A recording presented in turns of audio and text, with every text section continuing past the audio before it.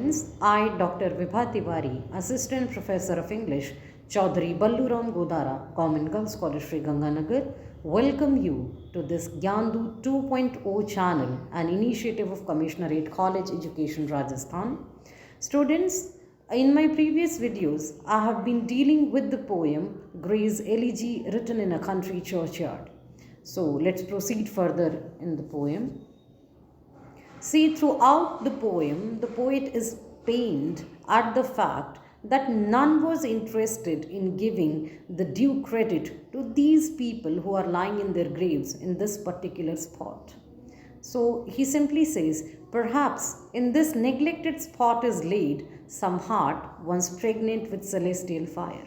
See, he's simply highlighting the fact that these people who are lying in their graves in this particular place, which is somewhat neglected because no one is interested to visit this place and honor these dead ones. So he says, perhaps in this neglected spot is laid some heart once pregnant with celestial fire. Someone who could have become a great saint, whose heart was capable of holding the divine inspiration, could have been lying in the grave here only.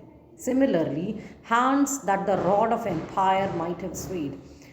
Even those people who could have become a great emperor had they got chance could be lying here. Similarly, or wake to ecstasy the living lyre, anyone who could have become a great musician, great player of the musical instrument, might be lying here in the grave. So simply he wants to highlight the fact that it isn't true that these people, these villagers, did not have any talent. They were talented. They could have been a great monk. They could have been a great emperor. They could have been a great musician. But such things never happened. In the next stanza, he gives the reason behind it. He says, but knowledge to their eyes, her ample page, rich with the spoils of time, did never unroll. See, in the very beginning, in the first line, knowledge, K is capital because knowledge has been personified here. He says, this never happened. These people who might be talented, but they never got a chance to display their talent because knowledge to their eyes, her ample page. Now knowledge has been personified here as if it was holding a book, and that book contained rich with the spoils of time. That book contained all sorts of history, all sorts of knowledge, but this person, this knowledge, never unrolled that book in front of these people. He simply wants to say that these people never got a chance to gain that knowledge which is necessary to proceed in one's feet. That's why even if they were talented, they could never display their talent because they didn't have the necessary knowledge of display. And why they never got the chance to gain knowledge, in the next line he cites the reason. He says, chill penury repressed their noble rage and froze the genial current of the soul.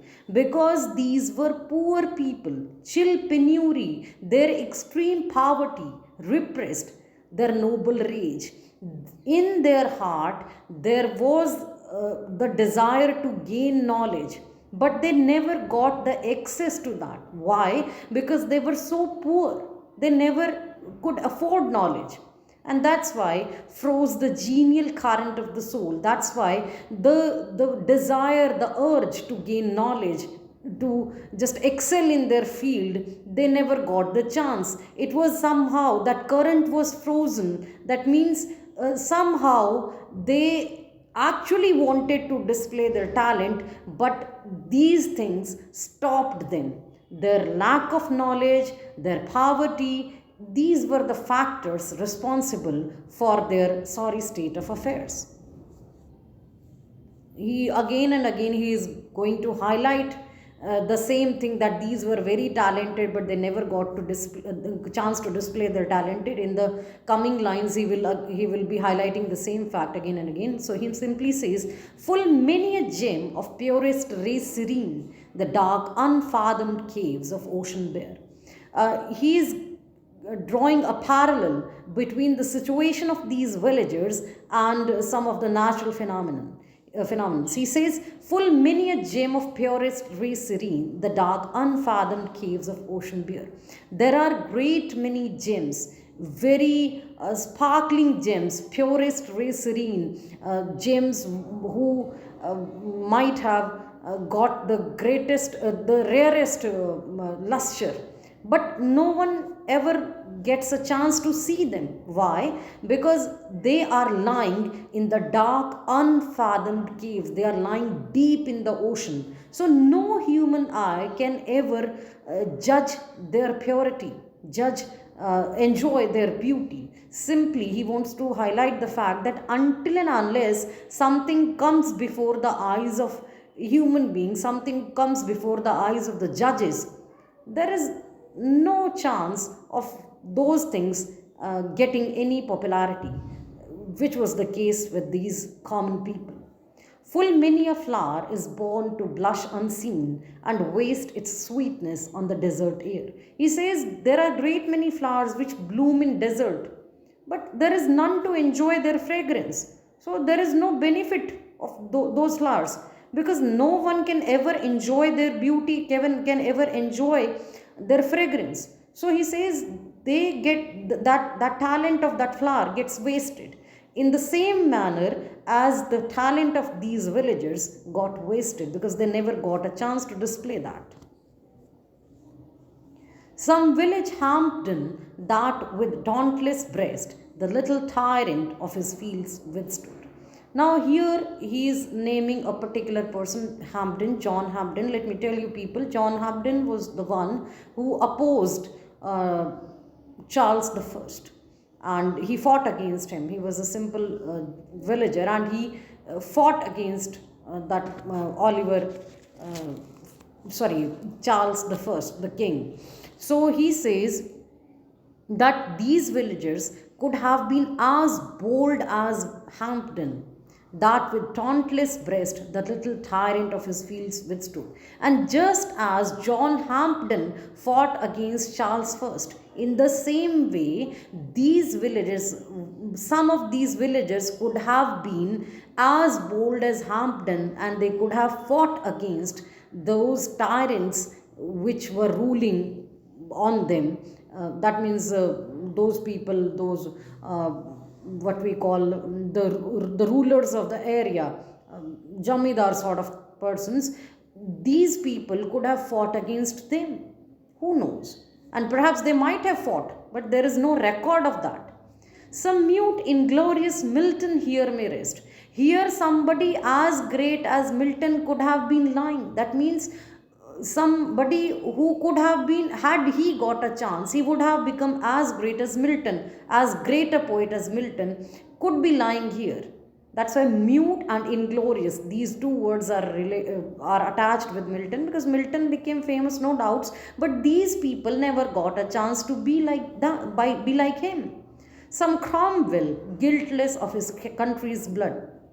Cromwell, Oliver Cromwell, who signed one of the signatories.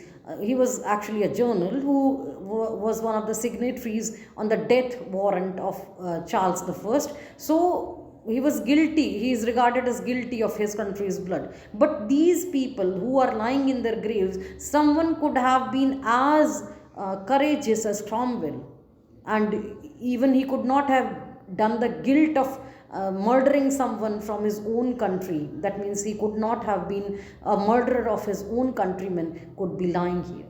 Simply wants to, by citing these examples, he simply wants to highlight the fact that these villagers might have got the talent, they might have been talented, but they never actually got any such occasion, any such chance to display that talent. यानी कोई हैम्पडन जैसा बहादुर, John हैम्पडन जिन्होंने Charles first से लड़ाई की थी, उतना बहादुर भी कोई यहाँ हो सकता है दफन, पर जिसने अपने घर अपने ज़मींदार का मुकाबला किया हो, या कोई मिल्टन जैसा महान बन सकने वाला पर जिसे कभी मौका ही नहीं मिला, जो गूंगा ही रहा, जिसे कभी मशहूरी नहीं मिली, प्रसिद्धि नहीं मिली, या कोई ऐसा क्रॉमवेल जैसा करेज, साहसी, जिसने अपने ही राजा के डेथ वारंट पे साइन किया था, इस तरह का कोई साहसी यहाँ दफन किया गया हो सकता है. But they never ever got a chance to display their talent. The applause of listening senates to command, the threats of pain and ruin to despise. Somebody could have been a great senator. These people who are lying in their graves, some of them could have been a great senator who could have received the applause from those people, from his fellow senators, could have been lying here. Similarly, somebody could have been as a great revolutionary, somebody who could have fought for his country could be lying here, who could have just bore the threats of pain and ruin, who could have borne the pain and ruin, could have been lying here. To scatter plenty over a smiling land, somebody who could have the authority to scatter happiness all over his surroundings could be lying here and read their history in a nation's eyes. That means somebody could have been as great as history could have registered his name, might be lying here. यानी कोई बहुत महान सांसद बन सकता था, कोई देशभक्त बन सकता था, कोई अपने देशवासियों की खुशी का कारण बन सकता था, कोई बहुत बड़ा इतिहास बनाने वाला यहाँ दफन किया गया हो सकता है. Again and again he is highlighting the fact that it is not true that these people were not talented. The reality is they might have got the talented, they might have been talented, but they never actually got any chance to display that. And the reason behind that was the lack of money, and which led to the lack of knowledge. Now, up till now, we have been dealing with this fact. We have been trying to digest, as the poet is telling us, that these people were talented, but they never got the chance to display their talent. We have been trying to digest this fact. Now suddenly he shows you the positive side of this thing, because it was quite negative that these people were talented, but they never got a chance to display their talent. Now there is another side to this coin. There is another side to this fact also. And he says, their lot forbade, nor circumscribed alone their growing virtues, but their crimes confined. See, we can never take the guarantee that these villagers who are lying in their graves could have only been great personalities, could have only been some people who could have positive traits in their personality. Somebody could have been a great robber also, somebody could have been a great murderer also. So he says, their lot forbade, nor circumscribed alone their growing virtues. No doubt their lot, their fate didn't give them the chance to flourish their virtues. Their virtues got, you can say, circumscribed, their virtues got huddled together, or simply they were restricted from growth, but their crimes confined. But not only their virtues, their vices were also confined.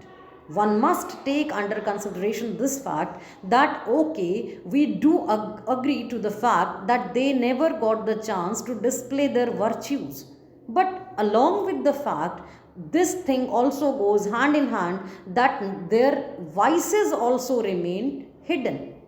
Forbade to wade through slaughter to a throne. They never had to slaughter anyone. See, earlier he said, no, they could never become a great ruler. They had the talent, but they didn't get the chance. Similarly, if they could not become a great ruler, it is also true that they never had to kill anyone to the way to throne. They never had to murder anyone to sit on a throne and shut the gates of mercy on mankind. And that's why they were never forced to lose their kindness, their mercy. That means The poet simply, he is showing you both the positive and the negative aspects related with the fact that these people never got a chance to display their talent. He says, if their positive traits, if their positive characteristics were constrained, similarly, their negative traits were also put under restriction because of their lot, because of their fate. The struggling pangs of conscious truth to hide, to quench the blushes of ingenuous shame.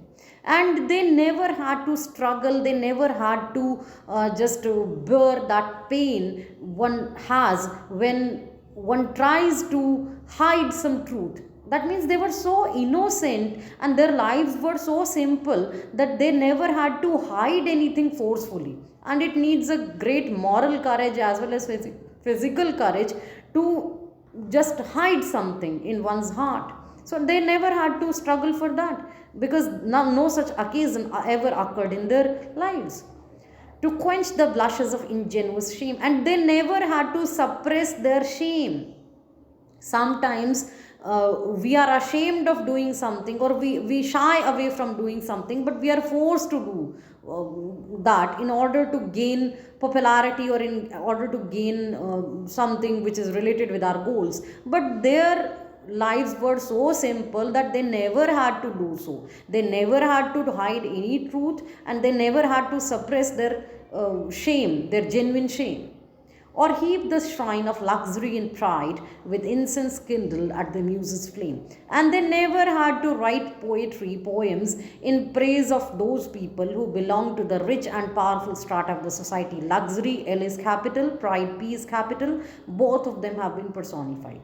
So he simply says that if they never got the chance to display the good qualities that they had in their character, on the same side, on the same plane, they never had to even, you can say, struggle for, rather their negative qualities also never got displayed. Similarly, they never had to suffer those simple things, those common things which we on day-to-day basis suffer because we have to achieve our goals, because their lives were so simple. They never had to do so. They never had to tell lies. They never had to be a shameless creature. They never had to write poetry to appease any person who belongs to the rich and powerful society, strata of the society. So simple.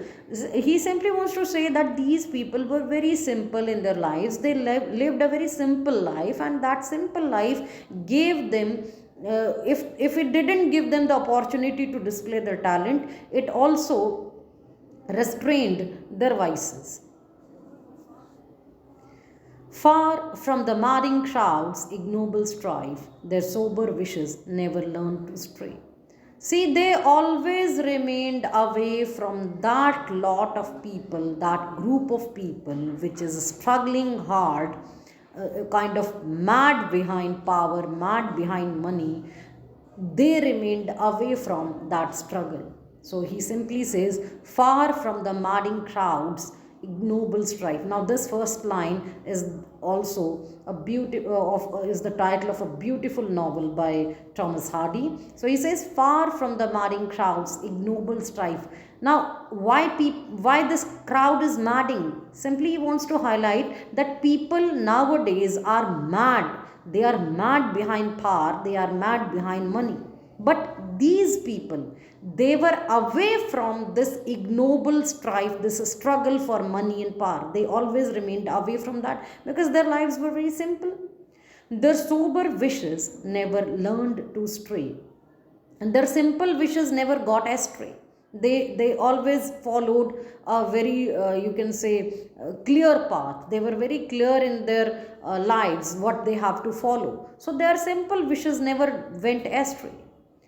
Along the cool, sequestered vale of life, they kept the noiseless tenor of their way.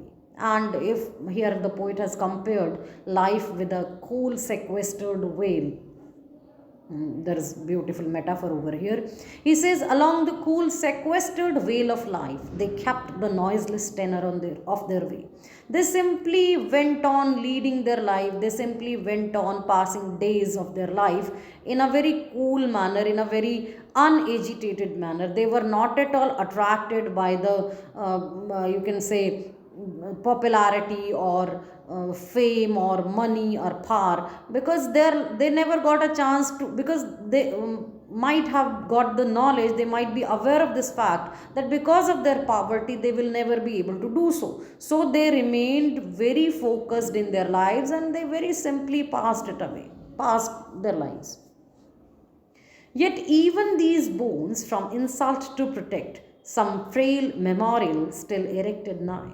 In the previous part of this poem, when in my previous video I had told you people that he simply warns the people who are living and who are trying to remember these dead ones. He says, warning the great and the mighty ones, he said that you should not blame these dead ones, that if nothing ornamented or nothing you can say of marble or gold was built in the memory of these people, because those people were very poor or very simple, so they never cared for or bothered for these things. But here he says, yet even these bones from insult to protect, some frail memorial still erected nigh.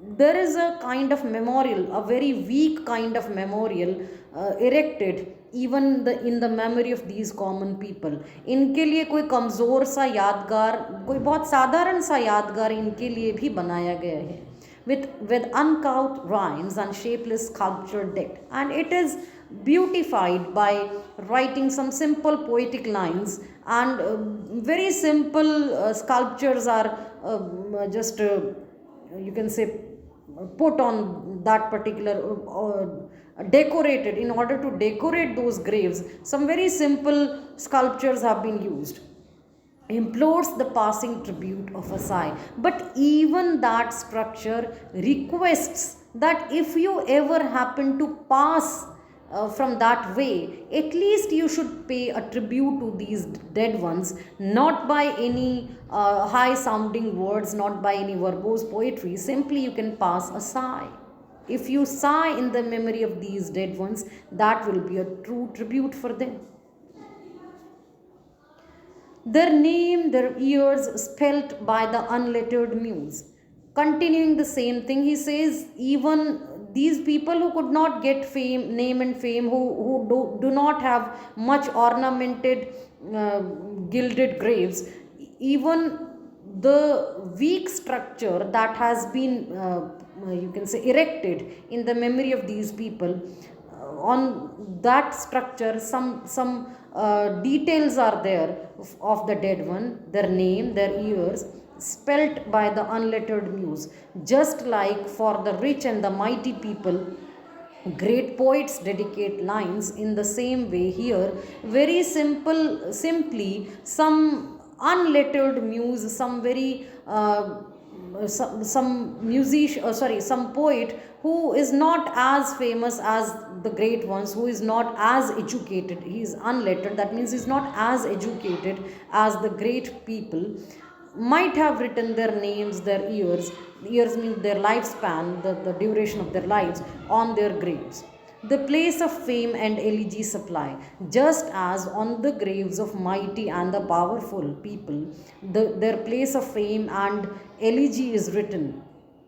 And that means when these great people or mighty people or rich people are buried, on their graves the whole information is engraved, their name, their you can say hierarchical order is there, and the elegy dedicated by some great poet is engraved on that tombstone. In the same manner here, for these common people, some very simple poet, some not so educated poet might have written their name and their lifespan, their duration of life. And many a holy text around she's truths that teach the rustic moralist to die. And instead of elegy, some texts, some sermons from Bible might have been engraved on these graves, which tell others, which tell the people of rural area how to follow a path of morality, how to die by following a path of morality. That means some sermons from the Bible might have been engraved on these graves. Now again the tone of the poem shifts and he highlights a very important fact. We all feel connected to these lines.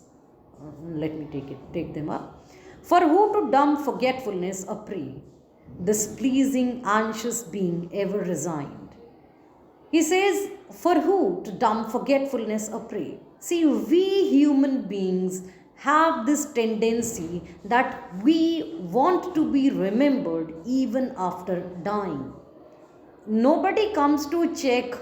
I don't think there is any such instance in which somebody came back from heaven or hell to check whether the people whom he had left are remembering him or not. But even then, when we are very much alive, we tend to do certain things so that even after our death, people might remember us by you can say by erecting certain buildings or by donating money or by donating any article. We simply want to be remembered after death, because it is the general tendency of human beings that we do not want to be forgotten even after death. So he says, for who to dumb forgetfulness a prey. He poses a question, and it's a rhetorical one because we all know the answer of this. He says, for who to dumb forgetfulness a prey. F is capital, forgetfulness is personified here. He says, who wants to be forgotten after death? Who wants to be the prey of forgetfulness? This pleasing, anxious being ever resigned. Whenever we are going to leave the body, whenever a person is going to die, even at that stage, no one wants to be forgotten. We do these things, we donate articles, we donate money, we build certain things, we build our buildings and all that, just to be remembered even after death. कोई भी ये नहीं चाहता कि मरने के बाद जब आप खुशियों से भरी, चिंताओं से भरी इस बीइंग को, इस जिंदगी को, इस लाइफ को एवर रिजाइन करेंगे, हमेशा के लिए छोड़ेंगे, कोई नहीं चाहता कि उसको भुला दिया जाए. Left the warm precincts of the cheerful day. Cheerful day here stands for the life. When you leave the warm precincts of the cheerful day, that means when you leave this life, when you leave this world, nor cast one longing, lingering look behind. We all have this tendency that we all want to have a longing, lingering look. That means we want to look very carefully those articles, those things, those people whom we feel attached to when we are leaving a place. And suppose if somebody is leaving this world, you can very well imagine the intensity of emotions that person might be having.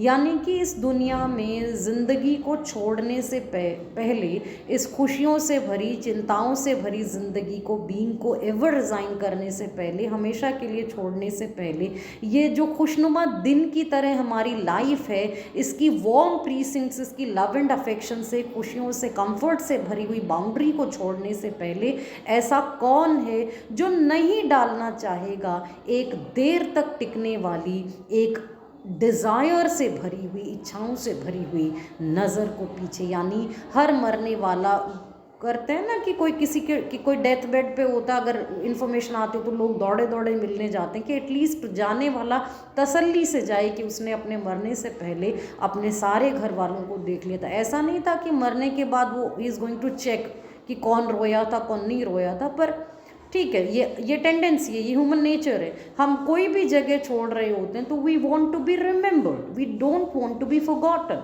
So he is simply highlighting this fact that whenever somebody wants to leave a particular place, one has this tendency to look behind, to look behind and for a greater moment on those things with whom he felt associated when he was at that particular place. On some fond breast the parting soul relies, some pious drops the closing eye requires. A very great philosophical fact has been highlighted here.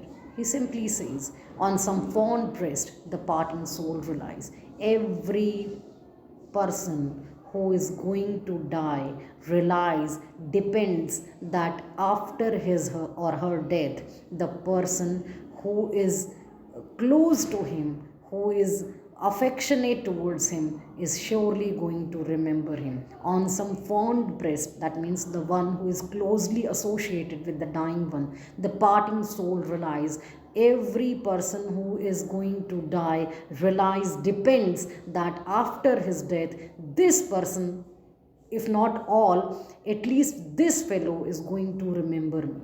Some pious drops the closing eye requires. And it is the wish of every person that once he leaves a place, people should cry for him. Crying means it's symbolic. He simply wants to be remembered. Even from the tomb, the voice of nature cries, and this desire of being remembered is highlighted by the fact that people, even after death, before death they express desire that their tombstone should be like this and that, or they express certain desires that after death they want their ashes to be scattered in such and such river. So even from the tomb the voice of nature cries, even in our ashes live their wonted fires. Even when the person dies, even when the body is cremated, before that cremation, before the person dies, he or she expresses the desire that, okay, after death, perform this ritual for me or perform that ritual. And even if it is not said by the person, we tend to follow it. It is in our scriptures, it is in our rituals to perform certain activities. So that's what the poet says, that it is the desire, the wish of every dying person that he wants to be remembered. Nobody wants to be forgotten. We all want someone to cry for us. We all want someone who could remember us with reverence after death. These are the wishes, these are the desires which we carry even to our tomb, or which we carry even when the body is cremated. So, on the whole, the poet simply wants to say that this great philosophy of, you can say, that soul is beyond death, soul is beyond decomposition, is okay.